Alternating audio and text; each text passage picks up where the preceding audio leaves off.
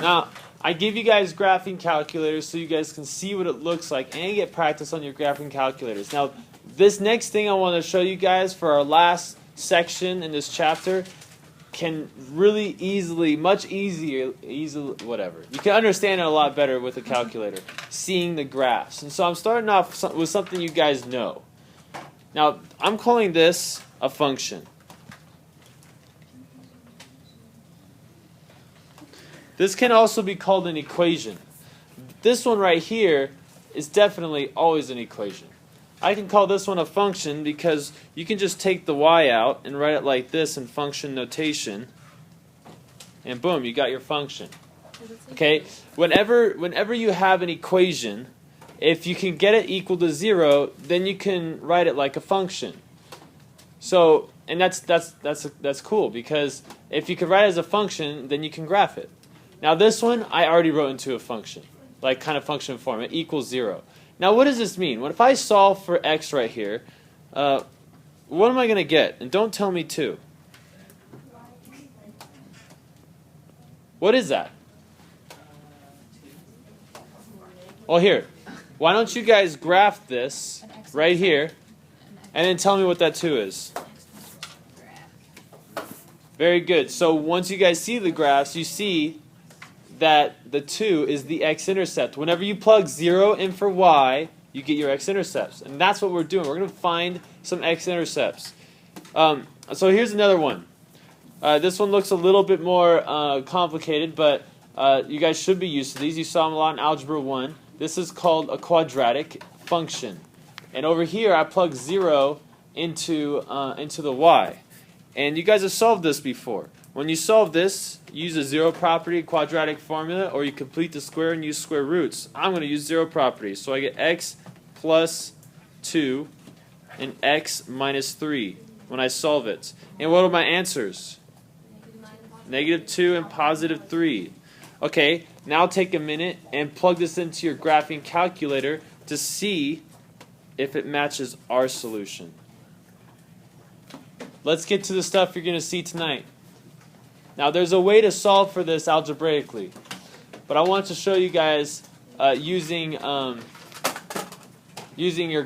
graph to show you guys what it looks like graphically. Now in order to graph this, we first have to make it equal to 0, so you got to subtract 6 from both sides, and you get x squared minus x minus 6 is less than 0.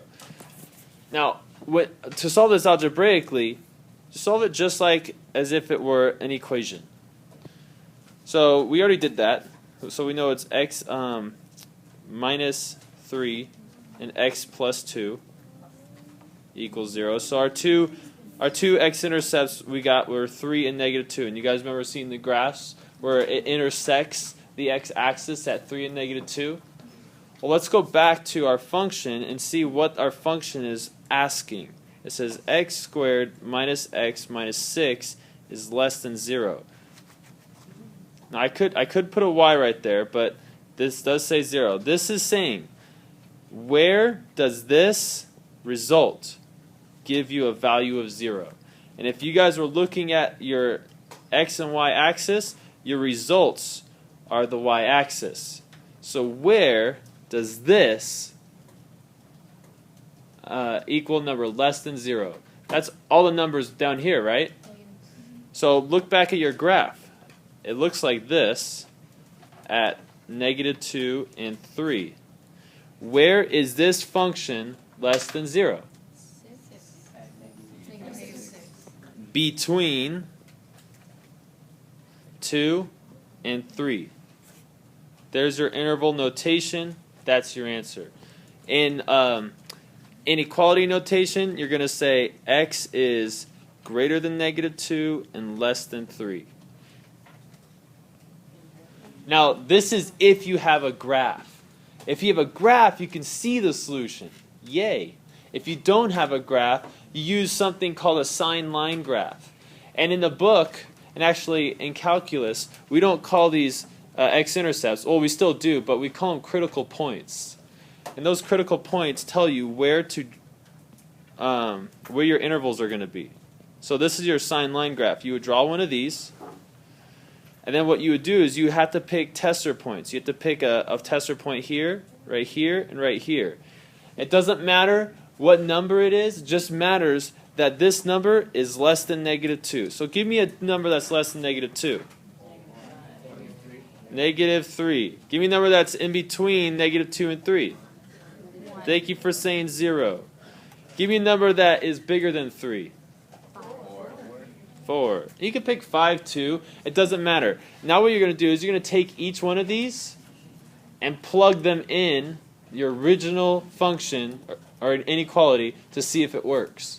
And you'll see that only 0 works when you plug it in. Okay? So just for the sake of time, I'm only going to plug in 0. Actually, we know 0 works. Let's plug in -3. So we -3 squared minus -3 is less than 6. Is that true?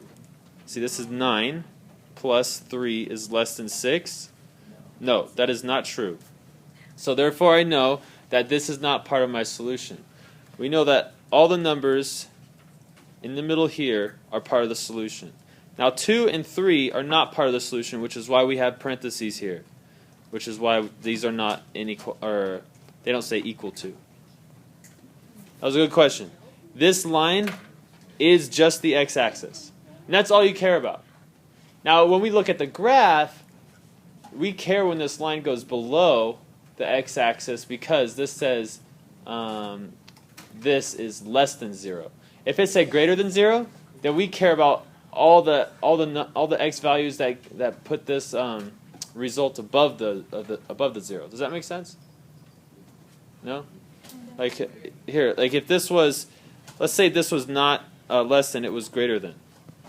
Which x values, the x values over here, the x values in the middle, or the x values over here, will give you the line above the x-axis? The ones on the side, right?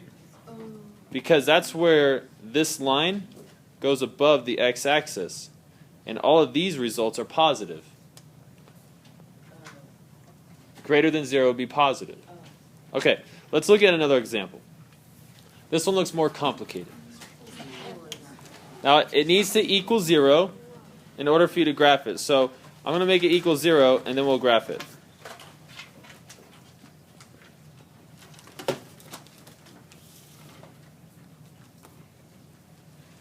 Actually, I'm just going to solve algebraically here, and then we'll graph it. We'll see if we're on the right track here. Because not everybody has the ability to graph it at home right now, but I do highly suggest, not highly suggest, I guess you could. If you can afford it, get a graphing calculator. If not, go to my website. I have a link where it says Sweet Links. And in the Sweet Links, there's a free graphing calculator there. You can go to a website and use a free graphing calculator. All right, so here we go. Let's take these guys. We'll group them up. We're going to solve it. We'll take out an x squared from the first one. We get 2x minus 3. And from the second one, I could take out a negative 16. And so I get 2x minus 3. So from both of these, I take out a 2x minus 3, and I write that down. I get 2x minus 3, I took it out, and I'm left with x squared minus 16. Is this finished being factored? No, you could actually factor this some more, but you don't have to factor it in order to finish it. I just kind of want to do it the way you guys are probably used to it. So there it is. It's factored all the way. Now, to find your zeros, your critical points, or I could also say your x-intercepts, you take all of these and set them equal to 0. So x equals 3 over 2, it equals negative 4, and it equals positive 4. So those are all your x-intercepts.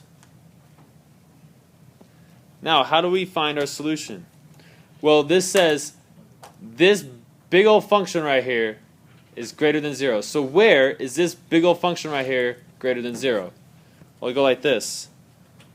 Draw your sine line graph. I have 3 critical points. Which one goes first? Negative 4 because he's the smallest. And then 3 over 2 will go after him. And then 4. I know 3 over 2 is less than 4 because that's the same as 1 and 1/2. And now what do I have to do? I have to pick tester points between every critical point, or x-intercept. And so let's see, this one I'm going to say negative 5. This one I'm going to say 0. because see how they switch signs? I know the zero's in between those two. And then we have, let's say 2. And then the last one, let's say 5. You got to test every single one of these to see which ones are your solutions. Now, if -5 works, then that means your solutions are right there. And then if 2 works, then your solutions are right here. Does that make sense? Let's try it. How about you guys start plugging them in, and then we'll find out which ones work, which ones don't. Okay, those of you guys that plugged in -5, does it work? Does -5 work? It does? Okay, so you guys can do it however you want. I think I'm going to put a smiley face right here. That one works. Does 0 work? Here I plugged in 0 to see it, to see for myself. Now the best part about 0 is that that's 0, that's 0, that's 0. So 0 is greater than -48. So that does work? Yeah. So this is also part of the solution. I don't know about -5, guys. You better double check that. 2. Who plugged in 2? Yes. 2 works? It doesn't work. Okay. What about 5? Does that work? No, 5 does not work. So -5 and 0 work? No, -5 doesn't. -5 does not work. Man, I hope you guys are right. I'm making a video for this. Alright, so this is the only interval right here that works. I don't think that's true. I'm going to graph it to see. Well, it turns out I actually checked it. -5 is not a solution. But when I plugged in 5 right here, I can see that it was a solution. It simplified down to 15 is greater than -48. So let's fix that. That should be the solution.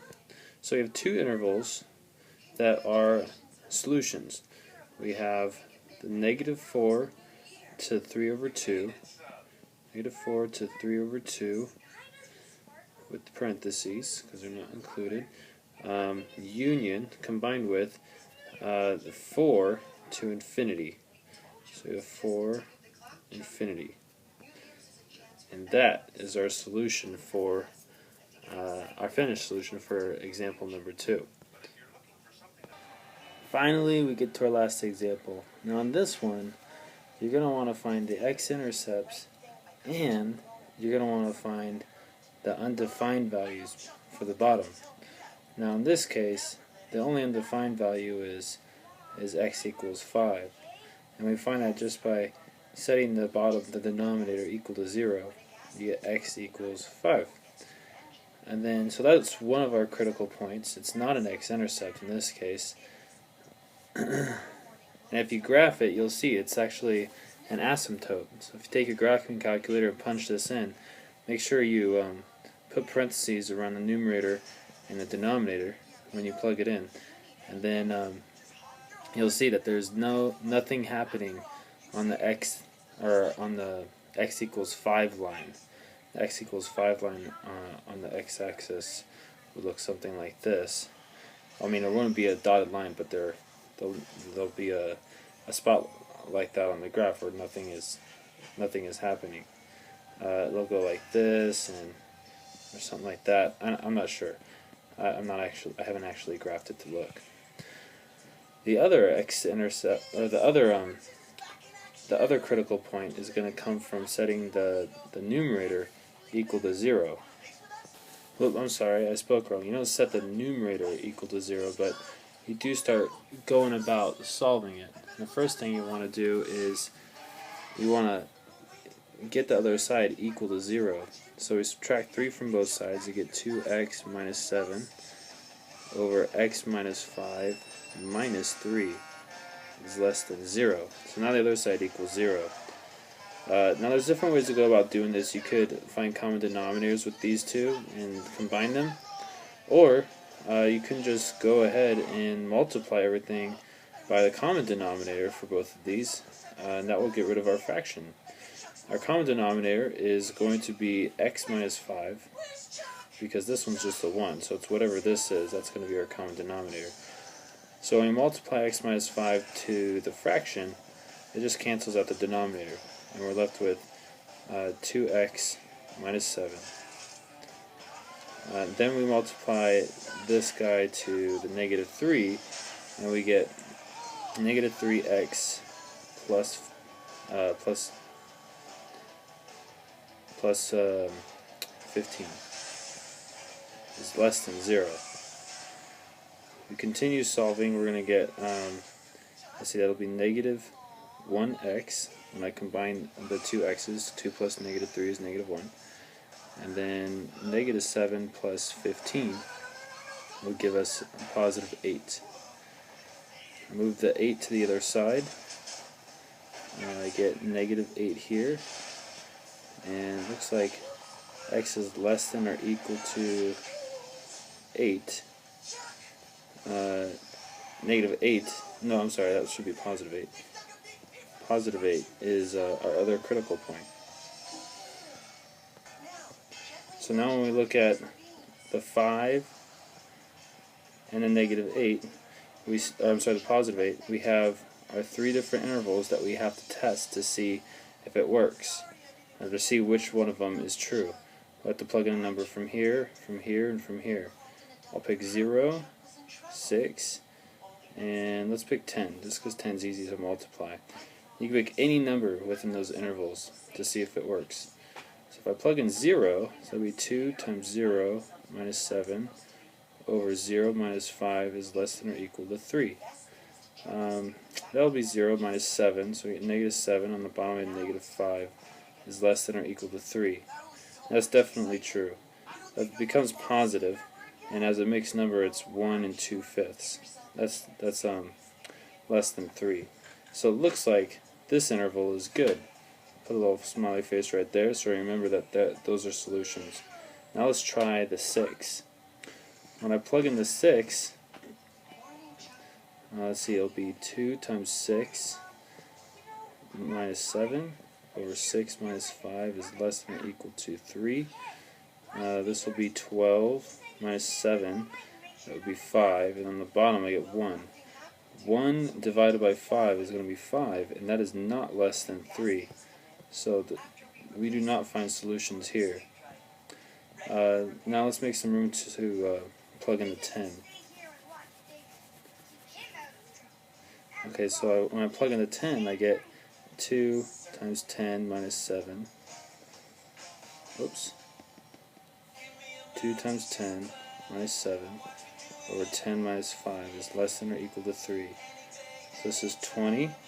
Subtract 7 from that, I get 13. 10 minus 5 is 5. So we have 2 and 3/5 is less than or equal to 3. And that's true. So it looks like all the answers over there, all the x values on that side work. So we have two intervals, this interval and this interval, which include our solutions. So we go negative infinity for the arrow right there, all the way to 5, combined with 8 to positive infinity. And that's how you do it.